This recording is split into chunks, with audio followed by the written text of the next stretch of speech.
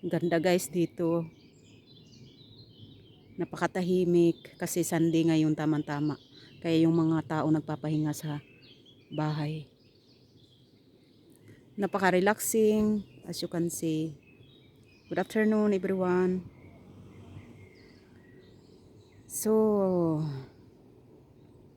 kaya lang hindi naman pwedeng palaging walang tao kasi siyempre kailangan din nilang kumita para pambayad sa mga gastusin. Siyempre, di ba alam naman natin na lahat sa paglilinis, ayan, sa mga nagbabantay kapag maraming tao kasi kailangan may tagabantay dahil 'di ba hindi natin napapansin na yung mga bata halimbawa or yung mga medyo matatanda na sumasakit-sakit na yung kanilang mga alam mo na. So yan, ang ganda ng araw guys. Ganda oh. Paligid. Napaka-relaxing. Tapos ayun ang kabila oh, swimming pool. Mamaya maligo tayo dito. Pagbalik namin, aalis muna kami. Tapos mamaya maliligo kami. Kung gusto ng anak ko, kung gusto niya maligo. Pero ako maliligo, ako magsuswimming ako mamaya kasi kahapon ang dami kong kinain, so babawi tayo. Kasi ganun yun, di ba? Pag masarap kumain, dapat mag-ano din tayo. Sport din tayo. Kasi pag naligo kami ngayon, walang bayad. Ngayon, pag naligo kami ng mainit dito, naniningil sila ng bayad. Merong entrance fee.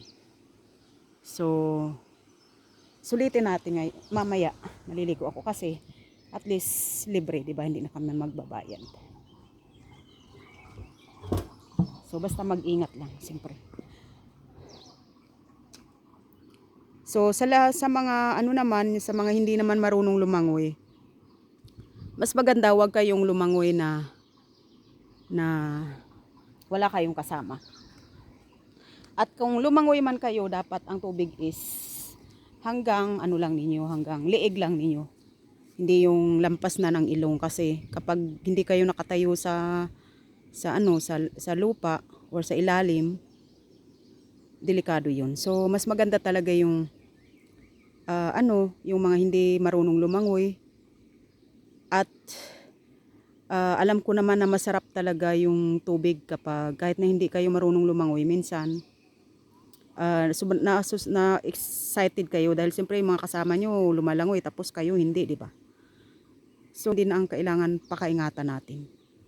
Kasi di ba nga yung nangyari ngayon, yung viral ngayon na si ano ba pangalan nun, yung nalunod sa rip current sa Aurora, Quezon. Kasi ang rip current is napaka-delikado talaga kung hindi niyo kabisado. Kasi yun ay dapat pag napunta kayo doon, ganda oh, tapos yun ang sa bata. Guys, tingnan natin ang ganda, wow. O yan. Ayan oh, welcome daw. Welcome daw ang nakasulat dyan. So, yung ganda no? Number 1 talaga yung hinahabol-habol ko dito, bulaklak oh. Ganda. So, kaya ito guys, kaya naniningil sila ng entrance kasi sa mga naglilinis, sa mga nagtatanim ng bulaklak, ayan. Ganda. Sabi ko sa inyo, ang ganda. Oh, wow.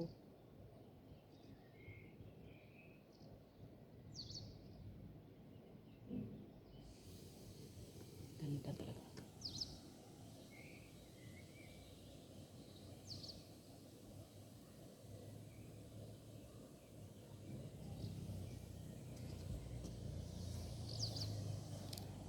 At ito naman ang papuntang swimming pool. Kasi ang ganda guys, kasi yan lang ang lawa oh. Yan lang ang lawa. Tsaka ito lang ang swimming pool. So mamaya lalangoy tayo dyan. Uy, naku, lalangoy ako dito mamaya, sigurado. Hindi ko papalampasin kasi ang linis-linis na tubig at ang bulaklak ang ganda-ganda oh. Wow, very nice. So nice. Grabe oh. Ganda oh.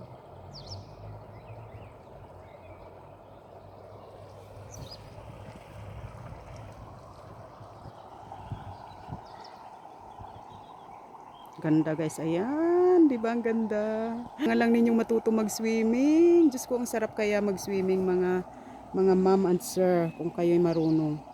Ang sarap mag-swimming.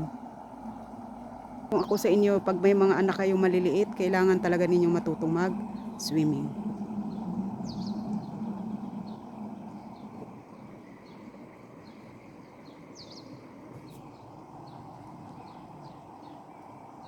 Ganda oh. Wow, ganda talaga oh. Ganda guys. Ko. Taon-taon kasing linis-linis ng tubig oh, ayan oh. Grabe, langoy tayo dito mamaya. Diyos ko, excited na akong lumangoy dyan mamaya dahil ang dami kong kinain.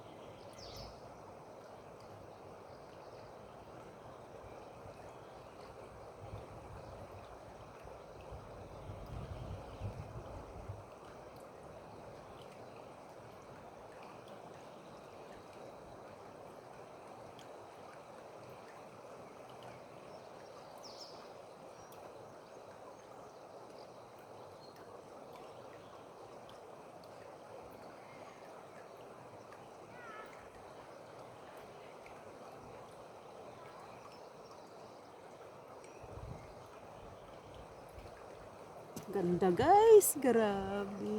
Naka 8 minutes na tayo. Ang ganda, super.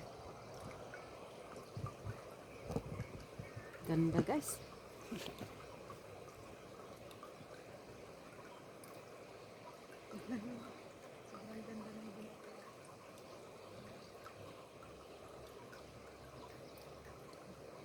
Hindi ako nagsasawa dito. Ang ganda talaga, grabe. Linis-linis na tubig. Tapos katamtaman yung weather natin ngayon kasi 22 to 23 degrees Celsius. Ayan, di ba? Oh. Grabe guys, ang ganda. So, maraming salamat po. Thank you for watching guys. Thank you so much. Have a nice day and God bless everyone. Salamat po guys at mag-ingat kayo palagi at kung hindi kayo marunong lumangoy kailangan mayroon kayong kasama para sigurado ang kaligtasan. Bye guys. God bless.